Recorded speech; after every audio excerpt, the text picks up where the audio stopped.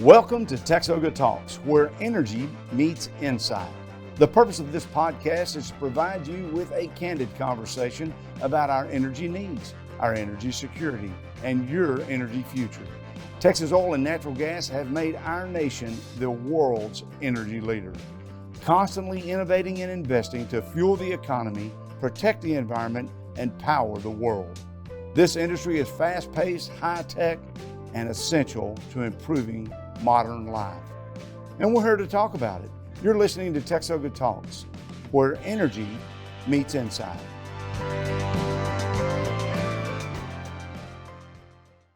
Welcome, ladies and gentlemen. My name is Todd Staples, coming to you from the steps of the Texas State Capitol here in Austin, Texas. We're delighted to share with you today this episode of TXOGA Talks. The Texas Oil and Gas Association, or what we like to refer to as TXOGA, has membership that spans every aspect of production. In fact, from production to pipelines to processing to ports is what we want to talk about today, and I refer to that as the 4 Ps. Joining me in this discussion is Shana Joyce. Welcome, Shana. Hi, thank you for having me today Did to talk you about these 4 important things. So sorry. No, you knew what the 4 Ps were all about, but I think you probably thought pizza was one of those, right? I was hoping pizza was one of them. Pizza would be good. The 4 Ps is what I call the pipelines, processing, production, and ports. And it just really describes what oil and gas is all about. And that's what I wanted us to visit about today. You know, I think this will give us a chance to really talk about what the industry is doing and why these 4 Ps are so important to the process of oil and gas, and how these 4 processes take us to the products that we use every day. Everyday oil and gas is a part of our lives, and it's exciting when you think about the men and women that are out there in the field making all of this happen. It doesn't happen by accident. It is actually a kind of a complex process. We have engineers and specialists of all different varieties that we'll talk about. I guess what we ought to do is think about the 4 Ps. We'll put pizza aside for now. I know it's hard to do. And let's just get right into production and talk about what production is and what all that means. Does that sound good? Yeah, that sounds great. So I know production, we can also call that the upstream section, right? Or exploration and production, or also E&P. Now, I hope that you're taking notes at home because there will be a test. Uh-oh, that makes me nervous. I don't know if I won't test here today or not. Production is where you go find the oil and natural gas. That's really what it's all about. It's about extracting it out of the ground, pulling it up from the geological reservoir that it's stored in. And it takes a host of professionals to be able to do that. Geologists, reservoir engineers, hydrologists, petroleum engineers, just a variety of experts that are looking at these rock formations where millions of years ago, oil and natural gas was deposited from decaying leaves and dinosaur bones and all other types of things that is there for a resource for us to enjoy today. And man, has it made life better having this resource. Absolutely. And I like that you pointed out some of the careers that come from that sector of the first P that we're talking about today. When we talk about STEM education, these are the types of careers that children can get involved with and still be a part of that first P. There are many opportunities in the oil and gas industry to be a part of producing the fuel that literally makes modern life possible. And oil and natural gas companies are delivering these fuels in a cleaner and better way than ever before, thanks to technological advances and those types of things. But when we're talking about production, you know, I think a lot of people's minds, you remember the old drilling rigs that are the lattice work that comes to mind. That's the little doodle that you would draw, right? Yeah, it's right. just very simple. And you'd see that and you would resonate that with oil and natural gas production. Well, drilling really does still happen today. That's the first step after landman, which is another term that women and men are what they call landman, putting the tracks together that comes in where drilling occurs. This is about going and drilling down into the reservoir where that oil or natural gas has been deposited so long ago. Drilling is one phase of doing that. In fact, a very smart Texan by the name of George Mitchell, we're not going to get any college issues today. I do believe George Mitchell was an Aggie, but he's a smart guy, that's for sure. If I was an Aggie, I think I would do a whoop here. Yeah, that'd Okay. be good timing. We need something to whoop about as That's Aggies. right. We do.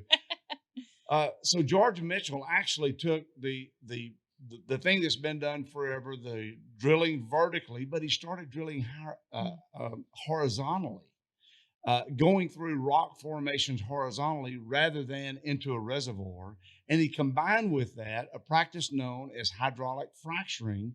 And hydraulic fracturing has been around since, I don't know, the 1940s, maybe longer. I'll say this: if hydraulic fracturing was a person, hydraulic fracturing would be drawing Social Security right now because it's been around that long, if that puts it in context.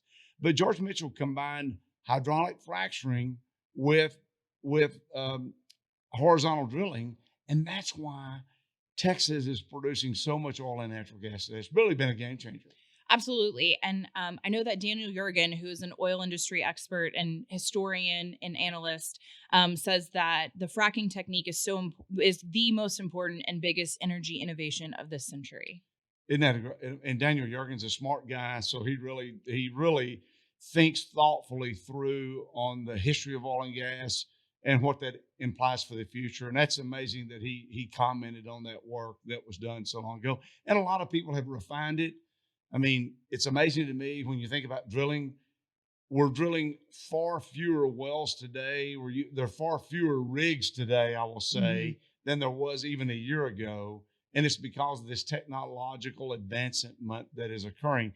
Now, not only are we drilling, but there's a phase of drilling that's really a part of the production that's called completion. And that's a whole new component of drilling, is completion of that well. I will also say, it is a sight to behold a drilling rig. We were driving to East Texas actually this weekend, Hey, that's a great part of Texas, by the way. I know it's your favorite part. And seeing one at night and it lit up and it in operation, and seeing the magnitude that it really takes to extract the oil and gas from the ground is amazing to see. And oil and natural gas production today is really focused on environmental performance, I might say. Protecting our water quality is essential in every well that's drilled and every well where hydraulic fracturing is used, because wells are drilled today with multiple layers of steel and cement. And here's a test question for you. Ooh. Why are wells drilled and using multiple layers of steel and cement? Why are they doing that? To protect the environment. Bingo. But specifically, what are they protecting when they're drilling that well? They're protecting the water supply, right? Yes. It's the aquifer beneath there, because our aquifers are beneath our surface. The oil and natural gas is deposited thousands of feet below the reservoir. And so scientists have developed a very thoughtful process that protects that water supply. And when you drill through water resources, you're using multiple layers of steel and cement at backups to make certain and protect that water supply. And I just think industry has done a really good job doing that. You know, years ago, there was some fake news about water being impacted by drilling for gas, and a lot of that was rebutted. And there's been some news recently about that was phony information that was being put out about that process. It's very safe. Absolutely. I think you've showcased that here with the amount of protections that operators take when they're drilling. All right, Todd. So we've talked a lot about that first P, which is production. But lay some stats on me about why Texas is such a big producer and what our state really produces. You know, we're all proud to be Texans, that's for sure. And we have a lot to be proud of. But I want to put that in context, Shannon, because really about 5 countries comprise 50% of the world's oil supply. You've got the United States, Russia, even with what's going on in Ukraine, they're still a big player, Saudi Arabia, Canada, and then you've got Iraq. So those 5 countries alone produce 50% of the world's crude oil. But let's step back from that. The reason the United States is the world's #1 producer is because if Texas were its own country, would be the 4th largest oil producing country in the world. And that's a big deal. That happens because of the production that occurs right here in the Lone Star State. And I know I mentioned earlier that I was driving to East Texas and saw that drilling rig. But let's talk a little bit about where in Texas we're finding these reservoirs for our first P. And the first is the Permian Basin, Hmm. which is near in West Texas, Midland, Odessa area. Hmm. And this is the most productive oil field in the United States. The next is the Eagle Ford Shale, which is in South Texas, right? So Karn City, Kennedy area, Beeville, and then finally East Texas, right? And these two combined are the second most productive oil field, not only in Texas, but in the U.S. And so we claim the first and second spot. We do, and it's a good thing you pointed out those production areas, because two things I want to point out. One is you don't have to live in the middle of the oil patch to benefit from the grand economic opportunities that oil and gas provides in all of those regions. If you go to those regions today, it is a hotbed of economic activity, jobs, construction, good things taking place. The reason it's important that the second point I want to make is that pipelines are the reason that we have all this activity scattered all over the state. Pipelines are the most efficient way to move product. Pipelines are the safest way to move oil and natural gas from generally, most of the time, the rural areas of Texas to our ports, to our refiners, which is a little crowd teaser here. That may be one of the P's coming up here in a different term. But those pipelines are really the best and safest way to move product from wherever it's produced. And pipelines have a great history, a strong track record of safety. And there's a lot of work that goes in to make certain that those pipelines are operating in the most safest manner. Absolutely. So are you telling me that the next P is pipelines? Bingo. Okay, You got I got it. that You one got right. it. You're good. You're good. So we talked about the places. So now we're talking about moving that product. Mm-hmm. And so can you tell me, there's another important P that's kind of a sub P. Okay. So what does a pig have to do with pipelines? Well, pigs are depredating animals that are found in rural parts of Texas.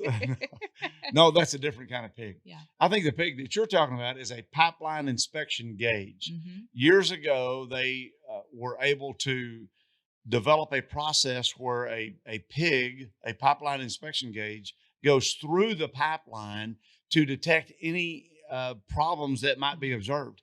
And now they have smart pigs. Yes. No, wait, I knew you were waiting for that one, right?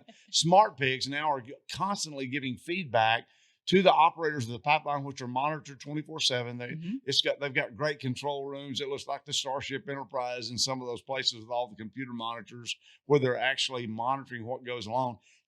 Texas has over 400,000 miles of pipelines, and it moves products to everywhere you need it. If you rely on natural gas for your heating in your home, or your cooking in your home, or your water heater, that's delivered to you by a pipeline. If you fill up with gasoline at a car, gasoline is shipped to a terminal via pipeline, and then it's moved that last distance on a truck to your convenience store where you fill up.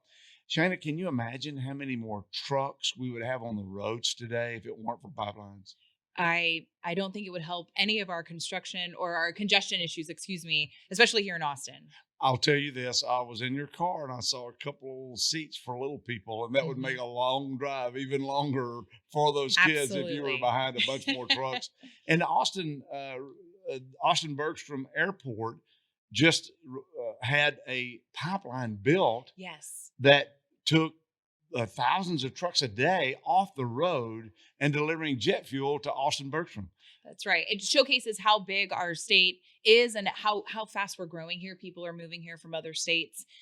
Businesses are moving here. So having these efficiencies and making sure that we are protecting the environment in the best way, getting trucks off the road and still getting us the products that we need. That's right. It all works together. Absolutely. So let's talk a little bit about how are pipelines built? How are they constructed, and what are the processes that flow, if you would, Hey, I like that. for That's good. for pipeline construction?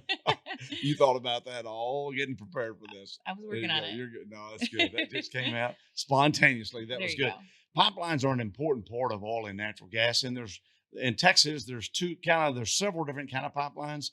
You have transmission lines that carries product from those basins that we talked about, Shana, to the final end user. You have gathering lines that collects the oil and natural gas from the wells.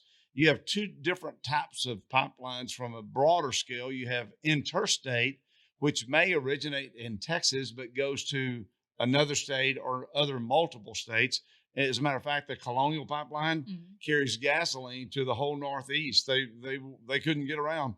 The Northeast is dependent on Texas. I kind of like that. I like that too. And we have intrastate lines that only start and end inside the state of Texas. And so when planning for pipelines, you try to be sensitive to bodies of water. If there are existing lines of right of way, you try to use those existing lines often. If there are historical circumstances, you try to stay away from those. Obviously, you try to not go through the middle of major cities because you'd want to not disrupt the traffic and things that are there. So those are all the types of factors that go into routing a pipeline. I will say this as well. You don't just turn a pipeline make an L-shaped turn.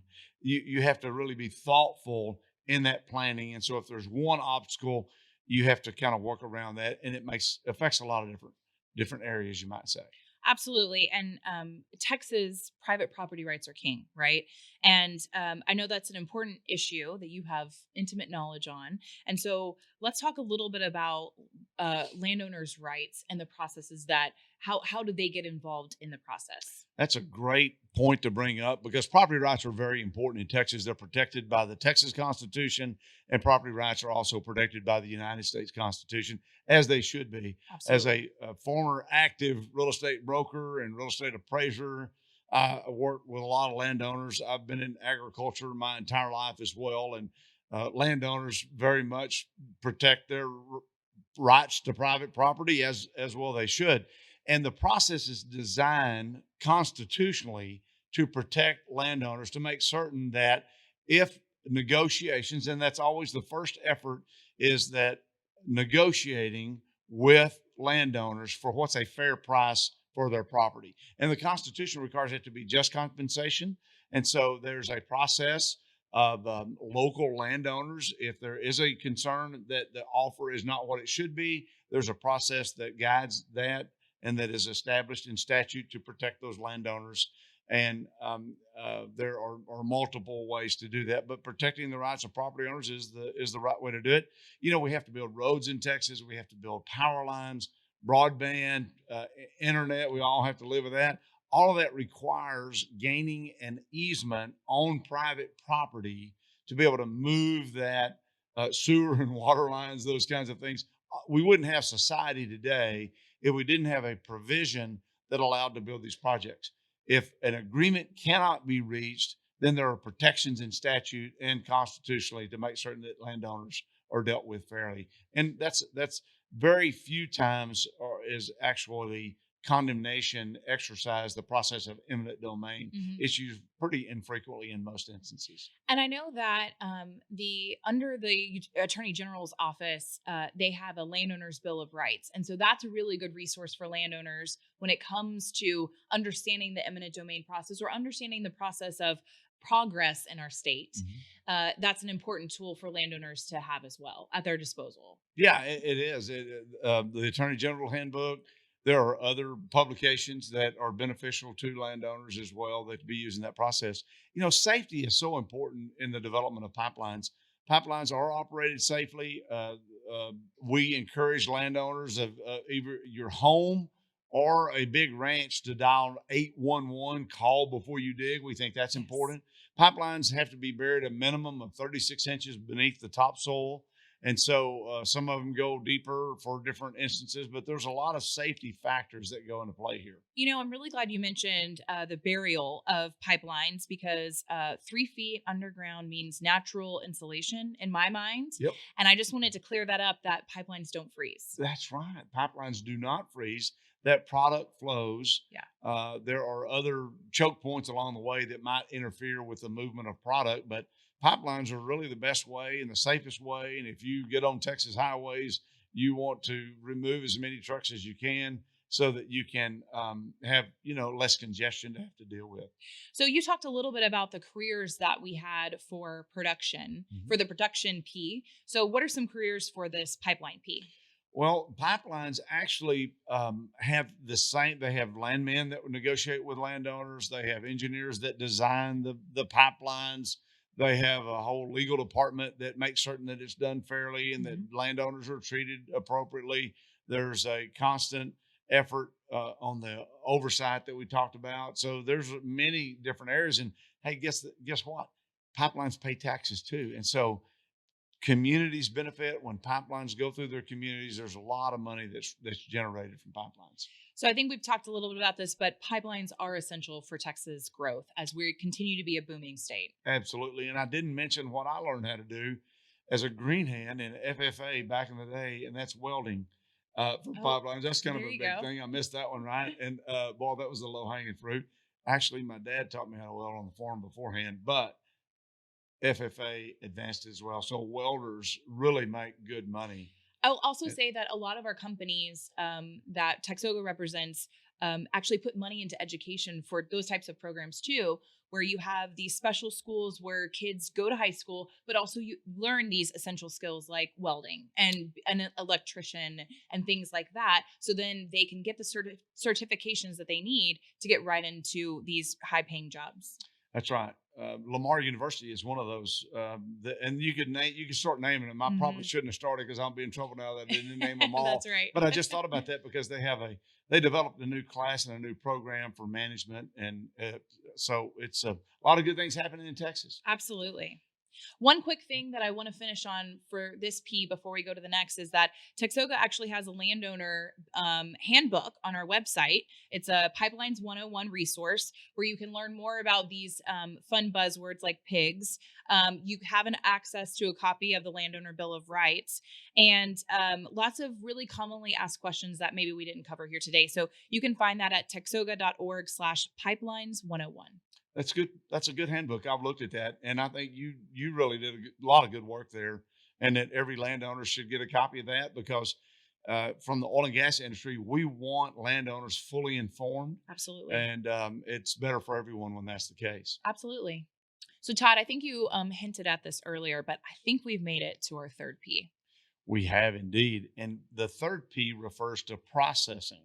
Processing is where refining occurs because refiners are actually processing the crude oil that they are shipped through a pipeline Mm. that comes from production. There you So go. we've got three of the P's covered, and they take and processing is really when I think about it, I think about refining, but we also process the gases along the way. There's gas processing units, and so you have refining, which is the bulk of it, I think. That's right. I A really good fun fact I have for you is Texas is home to 31% of the nation's refining capacity. Isn't that amazing? That's incredible. I mean, and most of that refining capacity is located along the Gulf Coast That's of right. Texas.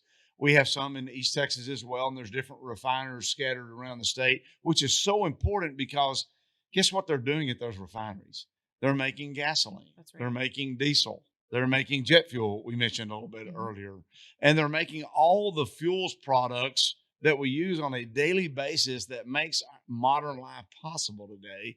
And they're doing a whole lot more. It's amazing. Absolutely. So, when you say refining, how would you describe that to someone? Well, according to the American Fuel and Petrochemical Manufacturers Association, they've got a great website, and I would refer they're good friends and good allies. They do Absolutely. a good job. But you're really taking the oil that comes from the production or the natural gas that comes from production, and you're separating that natural gas into dry gas and natural gas liquids. You're taking that crude oil and you're making all the products that we talked about, but you're really making much more. Shana, every drop of oil in a barrel of oil is converted to a product that's useful, and it's through applying heat and pressures. And it takes a lot of smart people to make all that work. Absolutely. I think one time when we went to visit a refinery, one of the people that worked there, he took us on a tour and he said, "My kids think I work at a steam factory because when you drive around a Sure. refinery, you see the steam coming out from all of the different pipes as they do all those processes that you just described." And products that are occurring in our refineries are shipped not only that make modern life possible in Texas. I mean, let's think about this for a moment. Okay. I mean, this gets into chemistry, and I kind of focused on the social sciences in college and not the hard engineering classes. I took But, chemistry for non-majors to be fair. I had a roommate that took chemistry twice. He loved it so much. Anyway, these products are refined into chemicals that are then further broken down into material that goes into seatbelts, Yeah. parachutes, makeups, medicines. It's amazing. Bicycle helmets. You got it. Bicycle tires. The vest you're wearing. The very nice. The very nice vest vest you're wearing. right there. Yes. Yes. It's amazing what is capable from these refining processes. And guess what? All of that comes together, and it means jobs for Texans, jobs for Americans, just like in the production and in the pipelines. And when we talk about those products that come from those from the feedstocks to the products that they make, it's 96% of everything that we use every day. And again, I know we've talked about we've given that stat out before, but it's so important. It sounds made up, doesn't it? It really does. We're not. But it's not. We're not making that number We're not. up. It is very legitimate. And if you take any science class, you'll come to that same conclusion. Science is important. If I had to do college again, I'd probably do it differently. I had to take a lot of science classes. I'm good. You're good. I'm good. Well, we get to kind of work in science every day, to be honest. When we talk about, we're here talking about different chemicals and things that we make to create these products. So yes, we still work in science every day. And I really appreciate the control room operators, the chemical engineers, the environmental technicians, just to name a few of the people on the plant side doing the refining of these products in a very, very smart way. And it's highly regulated. Absolutely. And you know what? Technology continues to improve in the refining process, just like it does in the smart pig process that we talked about, and just like in, the production process. So we've done pretty good here to knock out 3 of the 4 P's. So I think we have one more P. We do.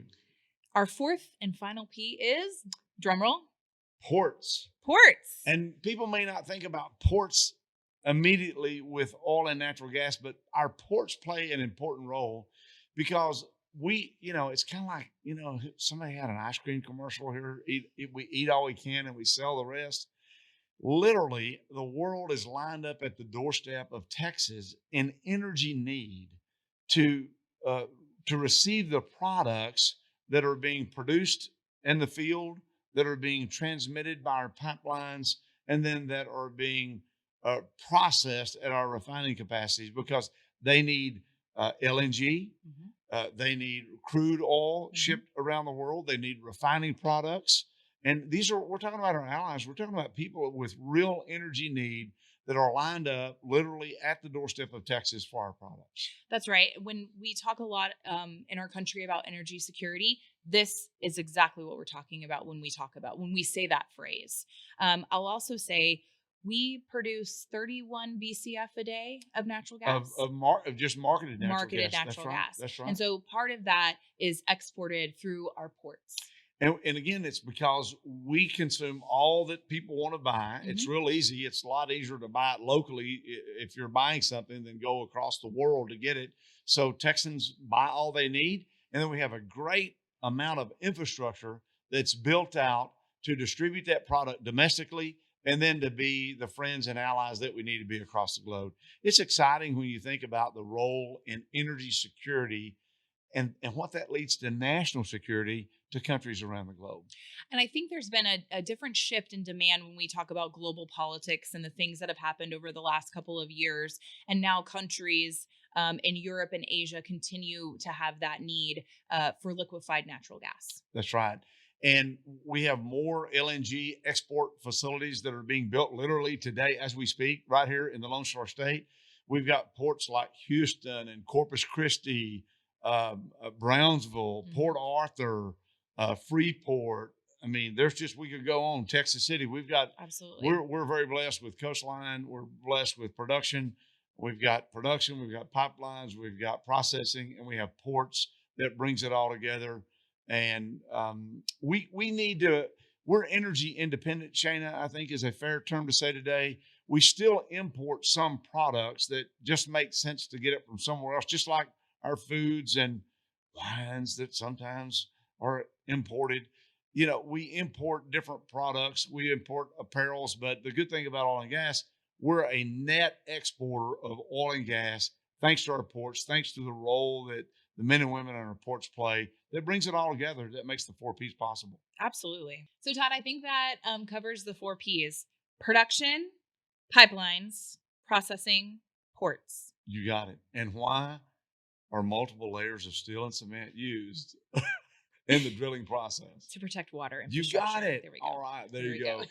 This has been fun talking about these issues, and it really defines what oil and gas is all about, is delivering to meet the needs of Americans, doing it in a cleaner, better, stronger way every day. Shana, thanks for helping be a part of this and spread that great message. We thank you for joining TXOGA Talks, and we hope you'll tune in for the next episode. That's right. There's no test today, but we would love for you to follow us on Facebook, Twitter, Instagram, all of your favorite social media platforms. You can also visit us at TXOGA.org and like and subscribe our podcast. You can, and we really want to hear from you, the audience, on topics that you want us to talk about. And if we said something that you don't think's right, we're not afraid of taking a little information from you to share with us. So please do that. I also encourage our listeners to visit TXOGAinsurance.com. So the Texas Oil and Gas Association Workers' Compensation Safety Group gives a group member a premium discount based on the premium of the entire group, regardless of individual premium size. Eligible policyholders can earn an additional discount by participating in the Texas Mutual Insurance Company's Worker Comp Healthcare Network. We do appreciate you visiting with us for TXOGA Talks, where energy meets insight. The views expressed on this podcast are not intended and should not be construed to be the views of any particular TXOGA member or company. The purpose of this podcast is to engage in candid conversations about energy needs, energy security, and the future of energy.